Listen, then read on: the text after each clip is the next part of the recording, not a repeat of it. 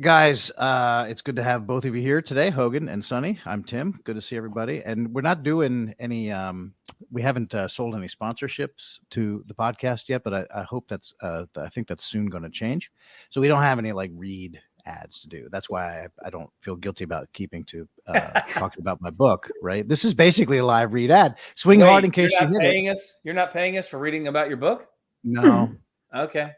Swing hard in case you hit it. My escape from addiction and shot at redemption on the Trump campaign. It is out now. Lots of good political stories in here and lots of stories about my battle with alcohol that'll leave you shaking your head. And maybe if you know somebody who is struggling or you yourself are struggling, it might help you just to read the stories of someone who else was at one time struggling. Coming up on in 6 days, 9 years sober. How about that? All right, Tim. Available on Amazon and all the places where you buy books right now. Swing Hard in Case You Hit It by me, Tim Murtaugh. I encourage everyone to check it out. How have you guys been? How's your week? Good. Tim, you've been doing a lot of media around it too. I have. Yeah. I did a bunch of stuff. Yeah, it's been good. I saw some good stuff out there. Reception has been good, and I appreciate everybody indulging me to let, it's very, go on there and talk about, everybody wants to hear my stories, and, you worry about, being a little bit too self-indulgent, but I read books like this when I needed help. And that's why I decided to write one, because the ones like this that I read helped me. And so I hope it helps somebody else. But anyway, let's get to other stuff about the news of the day and what's been happening in the world of politics and elsewhere this week, because that's what we do on this, the Line Drive podcast.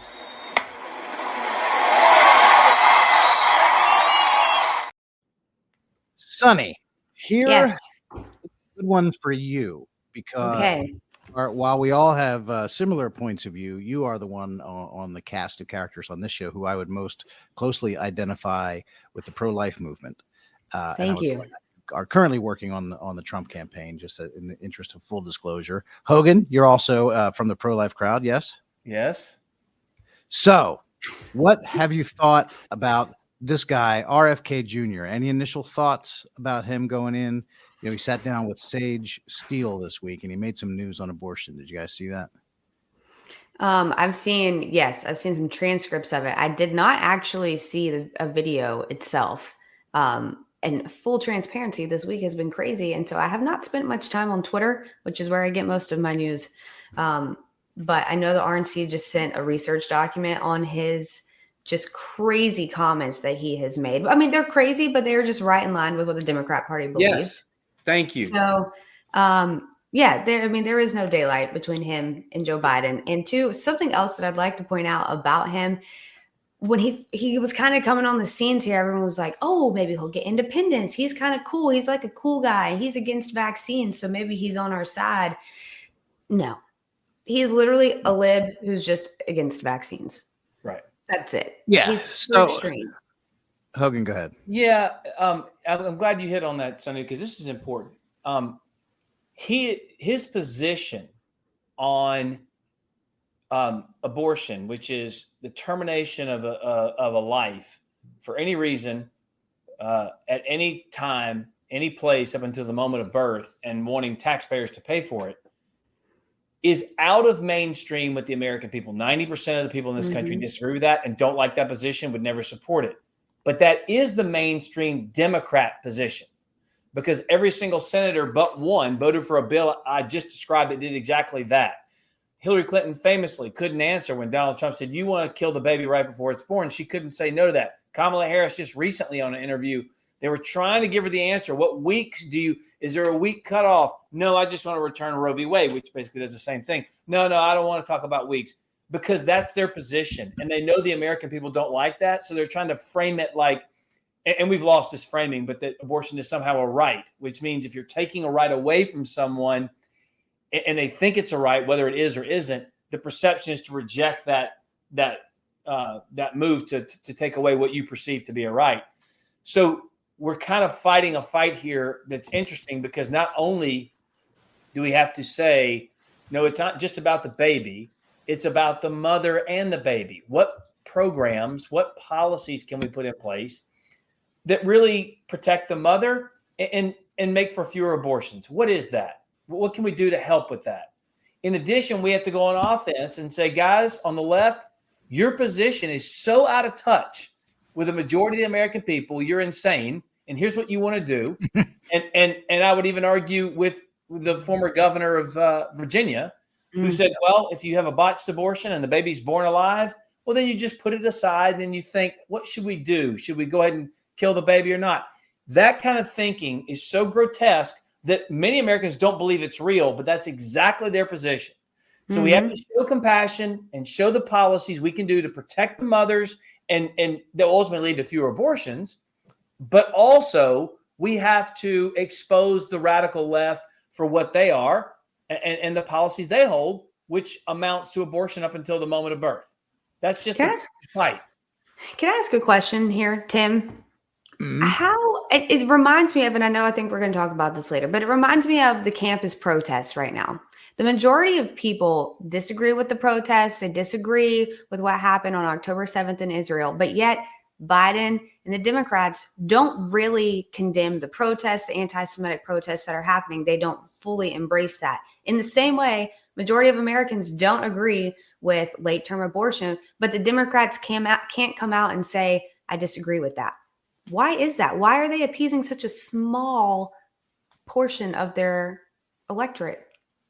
That's who, I mean, it's on the left. That's who is controlling the party on all things. You can tell. You can see Joe Biden himself, when he was a senator for these 5 decades before he became president, he never believed any of these things. He was never a crazy, raging leftist. But look, whether it's immigration or whether it's support for Israel, which he has now basically pulled or at least put on ice right now for holding on to we're getting way off the field here, but because I do have a soundbite from RFK Jr. that I want to play. But all of these things are things that are being controlled by the left, and they really don't want people in the Democratic Party who are not leftists to know what the actual policies of the raging left are that are actually now dictating the governing policies in the White House. They don't want to talk about it. So that brings me back to RFK Jr. because, I mean, you're right. They do try to conceal the fact that what they really do support by saying that they don't want any restrictions on abortion. You have to connect the dots usually to then arrive at the proof that, look, what they're saying, add it all up, they mean abortion is okay right up to the moment of birth or even beyond, in the case of the governor of Virginia, as Hogan just mentioned. But you always have to piece it together. So, I mean, I guess at least a little bit, let's give RFK Jr. some credit for at least being the only Democrat that I can remember who actually answers the question honestly. And here it is. But so to leave, so in other words, keeping it as is with Roe versus Wade having been overturned and leaving it up to the states to determine if and when a woman can have an abortion? No, I wouldn't leave it to the states. You wouldn't, right? No, I would. You would say completely. It's up to the woman. My belief is we should leave it to the woman. We shouldn't have government involved, even if it's full term. Even if it's full term. Okay, and I think there you go. He actually said it. He's like the only one who will go out there and admit it.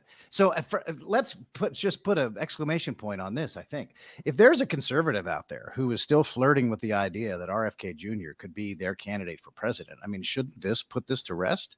Yes. He openly said, right up, even if it's full term. Yep. Abort away.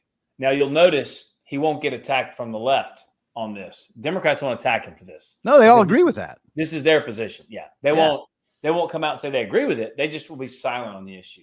You know, perhaps, sorry to cut you off. Go ahead. No, go ahead. Perhaps it could be that worm in his brain that has like eaten away from the reasoning part of his brain to make him say such crazy things. Tell the audience about the worm. I don't know. Yeah, what did you please? Can you please explain? I know what it means. Hogan knows what it means. But he said the doctors found a dead worm in his brain that had eaten part of it. Did he not? Although I know we're all making a joke. We're all joking and laughing. But how much did the worm eat? Do you know how much? I don't doubt that, honestly, because I'm like on a super holistic like way of life right now and parasite cleanses and all that. So he could have had parasites in his brain. I don't know, but I'm not gonna like dink him on that. His explanation is, or I guess it came out somehow. There was a deposition and it came out. How did this information come to light? But he went to Africa on some sort of tour, and while he was over there, doing something about poverty, some sort of poverty outreach. I don't know what it was, but he contracted, according to his campaign, a parasite, as you just said. Yep. And it was a worm. And then somehow later on, they were rooting around in his brain for something, and they stumbled across the worm. Is that about how it happened? I think so. I don't think they were rooting around in his brain for something. I think some of his friends had concerns because he was having some memory lapses. And so he went to several doctors, and the doctor said, there's a dark spot. It's a brain tumor. We got to fix it now. And he was trying to figure out surgery options, I think, is what I was told. And then another doctor called and said, no, that's not right. I think it's something else. And that's when they uncovered the worm. Yeah. So this made a huge amount of headlines earlier this week when the word of the worm came out, that there was a worm in RFK Jr.'s brain. And it reminded me, and no one ever talks about this these days anyway, Joe Biden has had brain aneurysms not once, but twice, two times, right? True. So forget about, worms in the brain. Joe Biden is having blood vessels in his brain. Well, there's not much of his brain left to chew on if a worm were to get in there. or the worm would be treated as soup. That would be, we have a new children's book, a very hungry brain worm, and the one in Biden's brain is still starving. Hey, just real quick, on TV right now, Trump is coming out as they close the trial for today. I know we're going to get to that, but I just love that he goes out and he can't talk about things because the gag order, which is really designed to protect the defendant from people on the prosecution's team saying bad things about the defendant in public. But whatever, let's just put on all Donald Trump because we got to attack him at every turn. I love that he's coming out and just reading articles in defense of the case and how ridiculous it is and how stupid it is, his defense. So he's not doing it. He's just reading from an article. Does that make sense? I think that is brilliant. That's his new strategy. Well, let's talk about the trials because they are ongoing. Stormy Daniels was on the stand this week, and they had a CNN analyst who talked about how devastating she thought the Trump defense cross-examination of Stormy Daniels was, because it got her to admit multiple times, and actually she was defiant about it, about how she owes Trump $500,000 for his previous legal fees, and flat out refuses to pay him. They rolled out a bunch of tweets that she had where she's daydreaming of the day that he actually goes to jail and all kinds of stuff. They got her to admit on the stand that she actually hates Donald Trump. And there she is, a key witness as they're trying to convict him of a crime. I mean, over and over and over. So I'm not sure. Look, let's say right up front, this is a Manhattan jury, and getting a not guilty verdict out of this jury is going to be kind of tough, wouldn't you think? So all that said, very unfriendly turf. This whole thing is engineered to get a guaranteed guilty verdict out of it, no matter what the facts of the case are. But it didn't seem like it was a great week for the prosecution. What's your read, Hogan? How closely are you paying attention to this? Well, I'm paying attention to it in large part because I got name checked in the trial. You did. That's right. Someone mentioned your name. Yeah. Hope Hicks was on the stand. During Hope Hicks, they were asking her about which vintage Hope Hicks, by the way. They asked it about him being a fixer, and she was like, "Yeah, he's a fixer, but he called himself a fixer, but it was usually because of something he broke." And not talking about you. She's talking about Michael. No, she's talking about Michael Cohen. That's a good point. Right. Yeah. I probably should have said that at the outset. Anyway, they asked about a story that had been written in which an anonymous White House source had said he never had an affair with Stormy Daniels. And they asked Hope, who was that White House official? And she said something like, "I'm not sure, but I think it was Hogan Gidley." And I was like, yes. Yeah, was it? Was it you? Well, I can't remember. In fact, I went on CNN this week with Tapper, and Jake was like, did you? How was that? Yeah. And his first question was, did you say that? And I'm like, I don't remember. Like, I would have no fear or concern coming out and going, yeah, that was me. It could have. I'm sure I've said that many times before publicly. I just don't remember that in the time. So I didn't want to, mislead him. But yeah, right. Probably it could have been me. That I would have said that, but I don't. Yeah, I don't care. Yeah. Whatever. Yeah. Look, I think you hit on something, Tim, that's important too.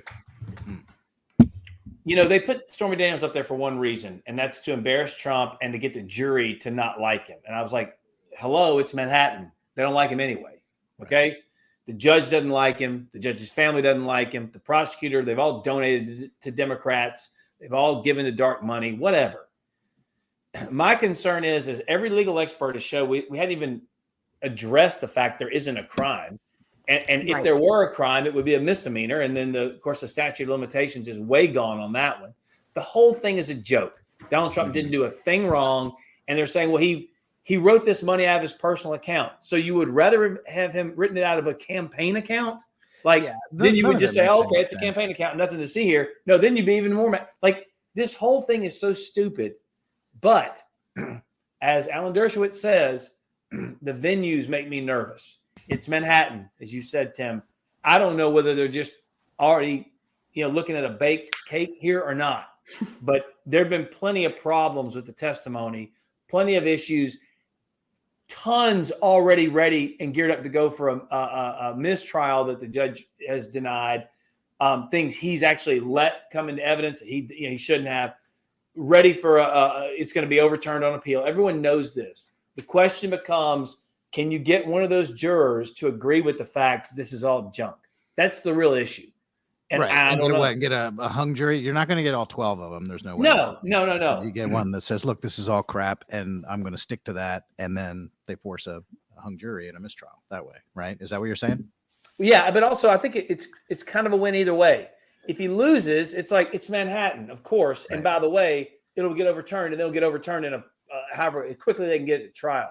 Yeah. But if he gets a hung jury and wins, you can say he went into the lion's den. 98% of those people hate Donald Trump, and they still couldn't even say he did it. They still couldn't find a crime. Either way, he's got a good win out of this thing, I think. Yeah, and then the previous one, the one that was the alleged fraud trial, the one about the real estate pricing and about how he's accused of inflating the price, right? That whole trial, so-called trial that people saw that was going on in New York, that was actually just the sentencing phase, right? Or the sanctions phase, because the judge had already decided pre-trial that Trump was guilty of that. And so everything that everybody saw was just the drawn out part where he was going to try to arrive at a dollar figure, right? Do I have that right? Or am I describing that accurately or not? I can't remember. I can't fully remember.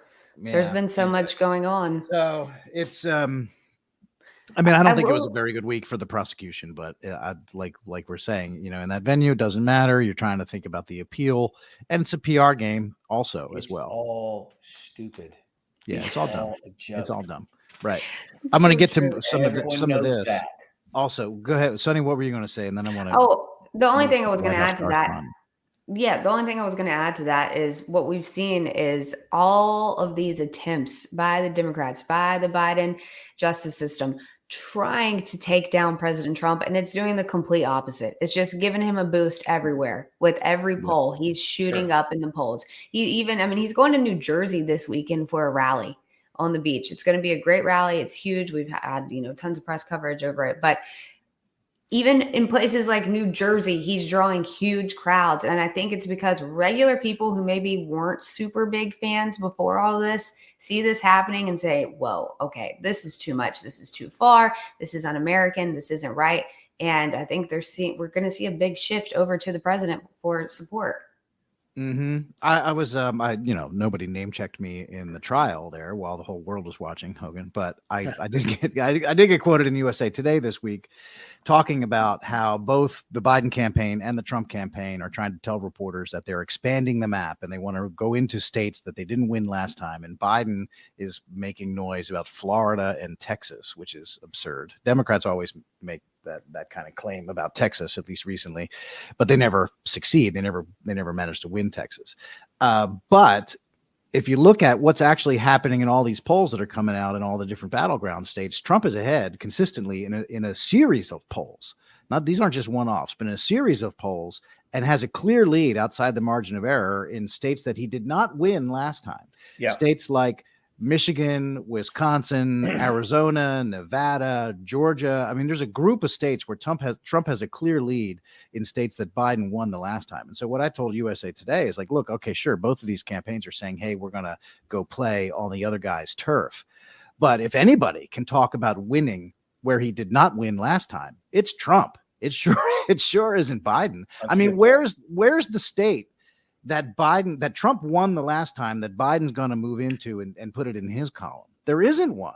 But there's at least half a dozen states that Biden won that Trump can take and is right now got to be considered favored, right? What Hogan? Yeah, no, the Texas, we're talking about Minnesota now, for example, right? I think that can be fool's gold. Every election, we'll debate that and see. But I will say also, the Texas piece concerns me also because I'm just kind of a worrier about stuff like this. But because I'm doing election integrity, what they're doing in Harris County, which is Houston, in essence, it's problematic. There have been all kinds of shenanigans going on there. Tarrant County, north of Dallas as well, problems. So it may be that they're trying to play there because they think if they win that, of course, it's over. And they're trying to put everything into doing some things. And it's a border state. And now Democrats want, non-American citizens to vote in American elections. And so we have a flood of millions of people into this country, a large portion of which come into Texas. So maybe they're trying to make some end-around play there. Either way, your sentiment, though, is correct. Donald Trump has one of the best chances to kind of flip a lot of that blue wall back to our side in large part because of the policies had in place when he was president, but also what Joe Biden has done. I mean, I was reading some article about the billions of dollars they've spent to put up, EV charging stations, and I think they've only put up two. I mean, two. Yeah. I mean, it hurts directly the workers and the industry in the Michigans, in the Pennsylvania. If you can't frack, you can't drill, it's going to hurt those areas disproportionately. And so, look, it's no question Biden has some problems. It's a long way to November, Tim, but I would much rather be where Trump is now than where Biden is. And I'm much happier with where the polls say he is now versus where they said he was in 2020 when you and I were on the campaign. Yeah. There's no question that Trump is in the much better position, and you would happily take his spot over Biden's spot. And even with you saw that Biden did an interview with CNN this week. He sat down with Erin Burnett, which is unusual for him to do these lengthy interviews. And she did a pretty good job of like calling BS on his claims that the economy is as strong as they claim it is. The White House's line is the economy's great. What's wrong with these idiot citizens who don't understand? Who don't understand that the economy is awesome. How come everyone's not thanking me? Right. That's Biden's point of view. So, but you can actually even hear, and I've done Erin Burnett's show a few times, and she's perfectly nice. I don't have a real problem with Erin Burnett, but you can hear in her voice that she's not comfortable asking Biden the hard questions about this. She wishes that she didn't have to rattle off all these terrible statistics for him economically. Listen to this. The cost of buying a home in the United States is double what it was when you look at your monthly costs from before the pandemic. Real income, when you account for inflation, is actually down since you took office. Economic growth last week, far short of expectations. Consumer confidence, maybe no surprise, is near a 2-year low. With less than 6 months to go to Election Day, are you worried that you're running out of time to turn that around? We've already turned it around. Look at the Michigan survey. For 65% of American people think they're in good shape economically. They think the nation's not in good shape, but they're personally in good shape. The polling.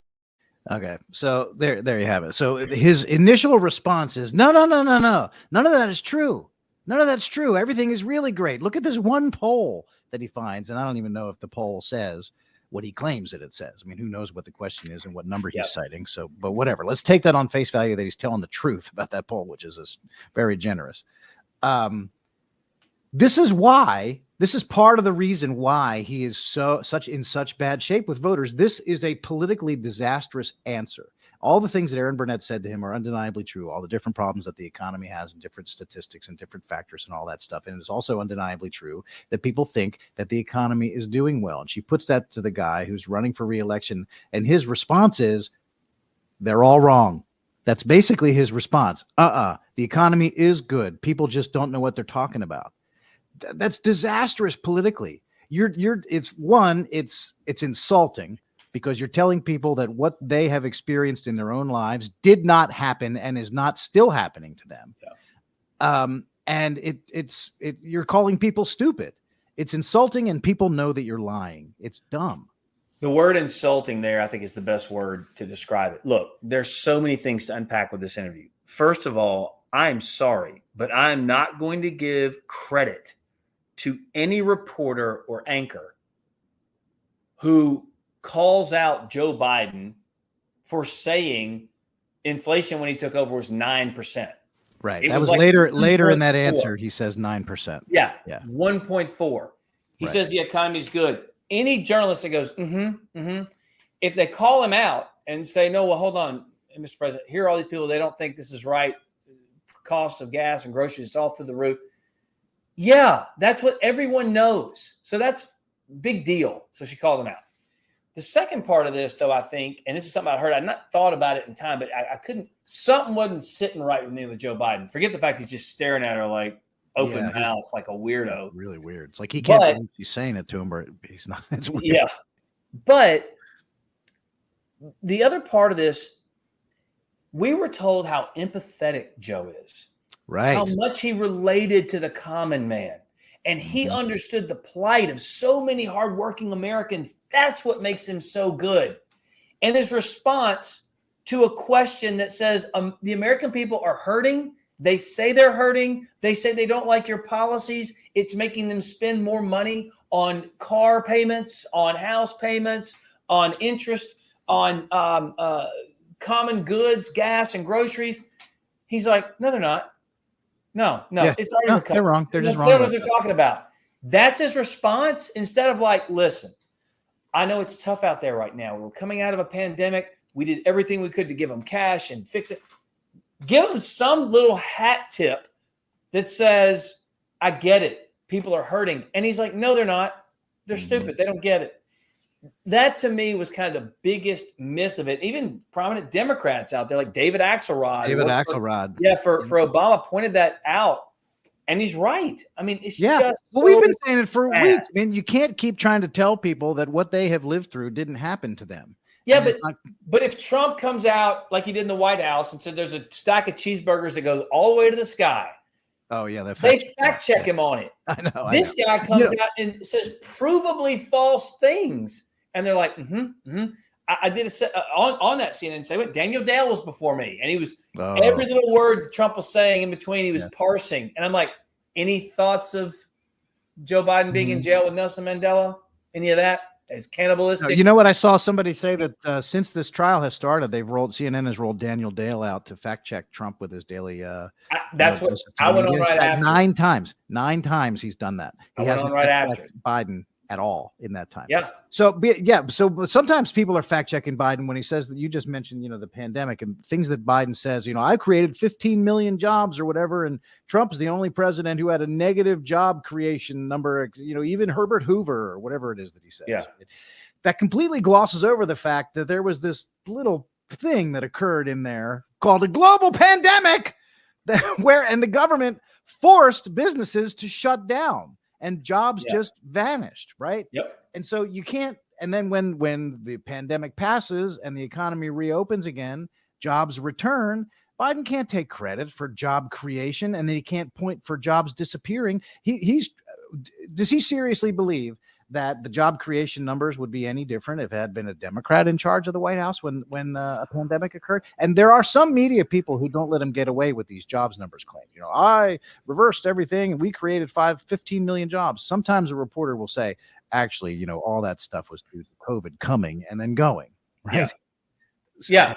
And I remember when we were leaving the White House, and I guess I was on the campaign at that point, but I was talking to people that I worked with in the administration. And they were saying, like the Kudlows of the world and the Kevin Hassett's of the world who worked on the economy and the economic policy for Donald Trump.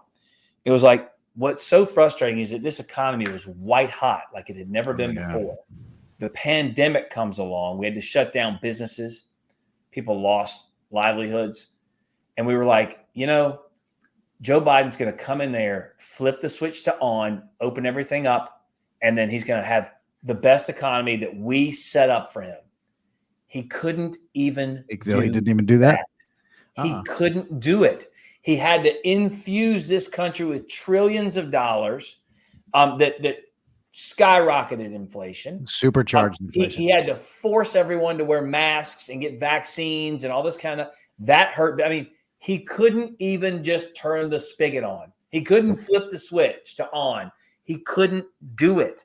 He is so bad at this. His domestic and foreign policy are complete and total disasters. So now let's shift gears because I know you went to this the dinner, the White House Correspondents' Dinner, right? Did you not? I did. So this is Biden, of course, is the president, and he's one of the ones who wants to show up and give a speech to this thing, and so. Here you see the little trick that they're doing, and this is an obvious trick, and they all pretend that they're not doing this trick, Biden and the media.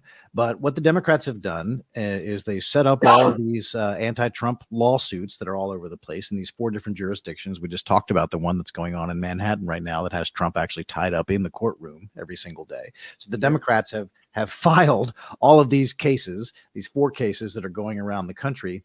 And then the Democrats and the media sit around and stroke their chins and sort of tut the fact that there are these court cases and how disgraceful it is that there are 4 court cases going on surrounding a man who's running for president. And this is unprecedented and it's terrible. And we should not treat these as normal times. Well, you guys created these court cases. I believe that everyone who's thinking agrees that if Trump were not running for president, that none of these cases would have ever been filed in the first place, meaning that they're all completely political. So the Democrats created this, and now they stroke their chins and act like it's the most horrific thing that's ever happened. And then you have Biden, who comes to the White House Correspondents' Dinner and basically orders all of the media in the room to cover the race in a very simple way, a black and white way. One candidate is good, one candidate is evil. You must cover the race that way. Here is the President of the United States. I'm sincerely not asking of you to take sides, but asking you to rise up to the seriousness of the moment. Move past the horse race numbers and the gotcha moments and the distractions, the sideshows that have come to dominate and sensationalize our politics. And focus on what's actually at stake. And I think in your hearts you know what's at stake. Okay. There you go. He's setting it up as an existential battle in this country between good and evil, and y'all better cover the race exactly the way I just described it. One guy is good, that'd be me, according to Biden, and the other guy is bad. I need you to cover the race that way. And listen to this. Not even 12 hours later, or maybe it was approximately 12 hours later, but the very next day, here's George Stephanopoulos on ABC's This Week. Until now, no American presidential race had been more defined by what's happening in courtrooms than what's happening on the campaign trail. Until now. The scale of the abnormality is so staggering that it can actually become numbing. It's all too easy to fall into reflexive habits, to treat this as a normal campaign, where both sides embrace the rule of law, where both sides are dedicated to a debate based on facts and the peaceful transfer of power. But that is not what's happening this election year. Those bedrock tenets of our democracy are being tested in a way we haven't seen since the Civil War. Since the Civil War. So the very next day after Joe Biden tells everybody, y'all have to treat me as the good guy and him as the bad guy, out comes George Stephanopoulos, who is a very trusted journalist, who also, by the way, was a Clinton advisor. Well, marching orders given, marching orders received. That's pretty much been the way it's happened with the mainstream media for a long time. So interestingly enough, I do find it rich that the left is going around going, can you believe what Donald Trump's saying? Are you seeing these stories coming out of his camp? He says if he becomes president, it's going to be revenge and he's going to go after his political opponents and try to put them in jail. Who would ever do such a thing? And I'm like, that's exactly what's happening. Like, the pearl clutching is amazing. But I got to tell you something more significant about the Correspondents' Dinner. So afterwards, there are all these parties you go to, and Colin Jost, who was the comedian from SNL who does Weekend Update, was the he was the MC, right? Yeah, MC. Yeah. How do you keep getting invited to these things, by the way? I don't know. know. It's an oversight, I'm sure. Anyway, you're still on the list from a few years. Well, no, they'll kick you off a list in a heartbeat. I know that the hard way. Anyway, I'm at a party where I see him. And I'm a big comedy nerd, as you know. You like comedy. We like different comedians. Yeah. I think he's funny on Weekend Update. He is funny. He is.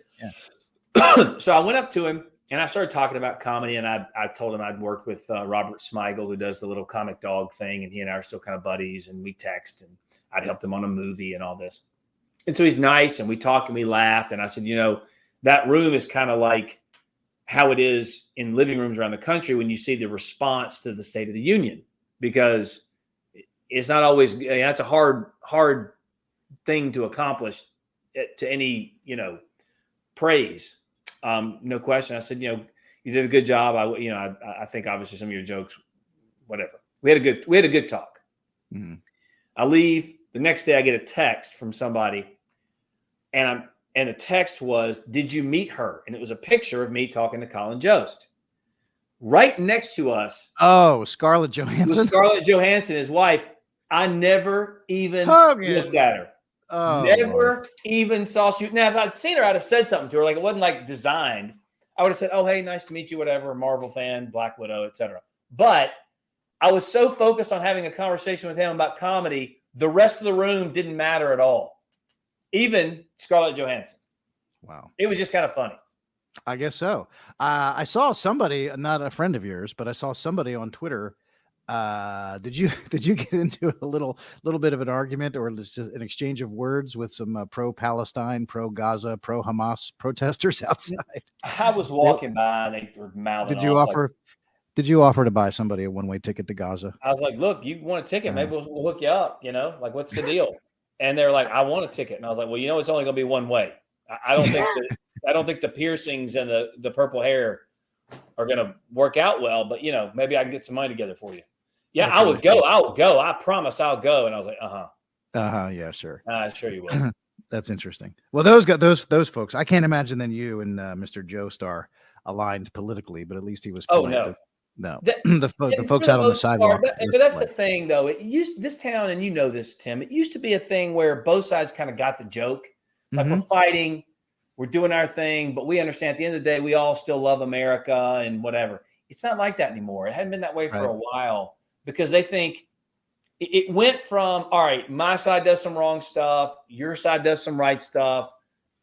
Let's fight it out, call it a day. But the other side, the left, just kind of flipped the switch and said, no, everything you guys do on the right is always wrong. You're never right. And everything we do is always correct. And it's like, no. They've also they've taken it another step. And it's not only that they think that we're wrong. They also think that every single one of us, we're all bad people. Right? Yes. We all need to be banished from polite society. Heck, yes. I've been talking about this more and more, and I wrote about it in my book, which, by the way, you can purchase right now on Amazon.com. Swing hard in case you hit it, by me. Steny Hoyer, what was he, the minority leader or the minority whip for the Democrats in the House? He had a leadership position, whatever it was. Yeah, one rank below leader, I guess, or maybe he was leader under Speaker Pelosi. He issued a statement after January 6th where he talked about anybody and he was not talking about January 6th. He was talking about anybody who ever worked in the Trump administration at all for the entirety of the 4 years needs to be driven out of polite society and live a life of shame. That's the phrase that he used in an official statement from Steny Hoyer, member of the U.S. House of Representatives, saying that if you worked in the Trump administration, you should live a life of shame. He's not talking about guys carrying podiums through the House on January 6th, or having broken into Nancy Pelosi's office, putting your feet up, or climbing up in the rafters of the Senate chamber. He's not talking about those people. He's talking about you, Hogan, and me, right? Anybody who worked, not even on the campaign, if you worked in an agency in the administration somewhere, you should live a life of shame. What kind of talk is that? That's not American. But that's the same thing that What's-Her-Head said about, Maxine Waters. If you find anyone in that cabinet, you find anyone, you get in their faces, you tell them they're not welcome here, et cetera, et cetera. So listen, I want to change the subject because I know we didn't talking about this, but I have to ask you, because we were talking about comedians earlier. Did you see Seinfeld's movie on Netflix, Unfrosted? I did. I watched it. Okay. Yes, can we do a quick review of that as we kind of wrap the show? So go ahead. I want to hear your thoughts. Well, first, I hadn't heard too much of it. I saw some trailers of it on, I don't know, somewhere, Twitter or somewhere. And it's something I like Jerry Seinfeld, I always have. And I think this is kind of a whimsical take because I know how much he loves breakfast cereal, right? He's obsessed with breakfast cereal. Personally, he is. And then I saw somebody had reviewed it, and it was such a vicious, it was from Variety or one of these show business publications. Yeah. It was so vicious that it was quite obvious that the guy just hated Jerry Seinfeld, and it struck me that it was revenge for him having said that the left has killed comedy and you're not allowed to be funny anymore. Yeah. I feel like that this review was the guy lashing out at Jerry Seinfeld because of that, or because of things like that Jerry has said in the past. So then I watched it myself and I thought, I bet you I'm going to like this a lot better than that reviewer did. And I actually thought it was pretty funny. I thought it had some genuine laugh out loud moments. It had some really good jokes. It was a completely harmless movie. It was fun. It was funny. I could let my kids watch it. They haven't yet because they won't get a lot of the jokes. I don't think they're too young for that, but it's a family movie. I found it, I hate to use this word because it sounds dorky, but I thought it was delightful. I really did. For those who don't know, it's kind of like a semi-real conversation about Post and Kellogg's trying to race to figure out who could develop the Pop-Tart. And apparently Post did it first, and then Kellogg had to catch up. I was listening to Jerry talk about it this morning, actually, on a podcast, and you hit some words there that are exactly how I felt. It was whimsical. It was a caricature of the '60s. It was fun. It was funny. It was silly, harmless. It was, for those who would critique it in a manner as if Jerry was trying to put out Gran Torino or Out of Africa, right? Some Oscar-winning something or other. No, it's a movie about Pop-Tarts, okay? Right. And he used a lot of his best friends that are comedians in the movie. It's from a bit that he wrote about the Pop-Tart. Like, it all came up during COVID, and they all decided to write a movie. And the reason they even did it was because someone suggested to him, you should make it like the movie The Right Stuff, that Race to Space movie. That's how it should be. So they literally did like exact scenes from The Right Stuff. You're just incorporating Chef Boyardee as opposed to an astronaut, and Steve Schwinn. Steve Schwinn making bikes. I mean, I thought for those who critiqued it the way they did, like Variety and others, they just don't know or follow Jerry Seinfeld. This was clearly a labor of love, clearly something he had fun with. He didn't want to make it heavy. He didn't even, there was a story that came out that they got into a real big fight on the set. Somebody had gotten angry at somebody else. And Jerry, he said, somebody was just yelling. And I stepped in and said, ho, ho, ho. We're making a movie about Pop-Tarts. Like, relax, everybody. Right. Right. And the caricature of a caricature, right, of a campy 60s, the colors and the suits and the haircuts and the accents. And it was just exactly what you think he would do. Yeah. I thought it was really good. I thought it was great. And I think, I don't know what podcast you were listening to, but I saw on a Facebook reel or some video of him on a podcast talking about the movie. And he was, it was an old one. I think it was a clip from like 2010 or 2011, something like that. And he was talking about Pop-Tarts and his, it's a pipe dream, but one day, man, I'd love to make a movie about this. 2016, Howard Stern. Okay, yeah, right. So, and then he's talking about the line which stuck with me. It was like, they never go stale. A Pop-Tart never goes stale because it was never fresh to begin with.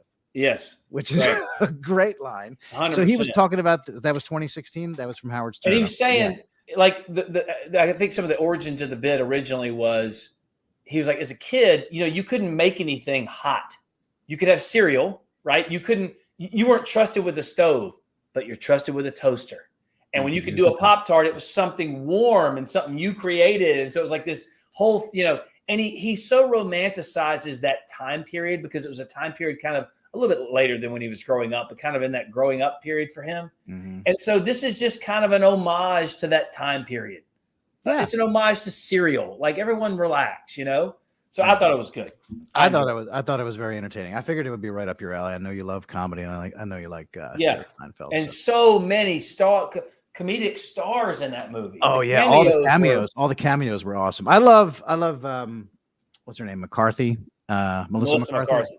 Yeah, she's funny. She cracks me up. You know what? I didn't even mind Amy Schumer. That's it. Look, here's the thing. That's how you know the movie was decent. Right. This is a political podcast, right? We talk about politics all the time. You and I do it for a living, right? I'm a very, very, very political person. So are you. But not everything is about politics. This was a movie about Pop-Tarts. Amy Schumer, a very, very political person from Hollywood. Yeah. Extreme leftist, very, very political. She's like cousins with Chuck Schumer, right? Yeah. I watched her in the show, and I believe that she was Marjorie Post.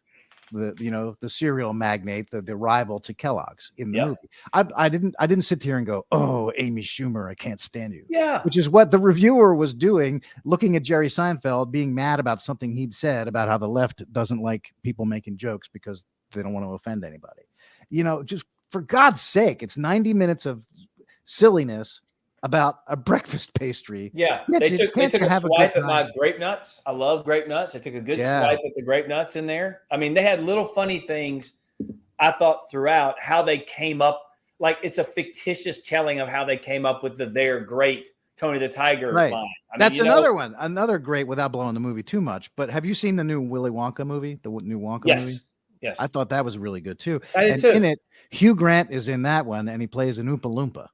Yes. Right. Hugh Grant is in the Pop-Tarts movie, and he plays the actor inside Tony the Tiger suit. So this is like a new, a rebirth. Thurl Ravenscroft. Yes, that's right. Thurl Ravenscroft or something like that. Yeah. This is which I think actually was the real name of the guy who played Tony the Tiger. Is that right? Yep. Well, a lot of the stuff was based on fact, but not like the entirety of the show. Anyway, Unfrosted on Netflix by Jerry Seinfeld. I highly recommend. I think it's a good. Me too. You got 90 minutes to have a couple of laughs and watch a movie that actually kind of makes you feel good and nostalgic about when things weren't all about politics. That's true. It's I can't remember that time, but sure. I can't remember. I should have mentioned we lost Sunny a few minutes ago, a little while back. She had to bolt and go do something. So, but anyway, Hogan, anything else you want to get to? We covered a lot of ground. No, that's it. All right, man. Well, I hope you had a good week and hope you have a nice week coming up. I appreciate it. You too. Thanks a lot, Tim.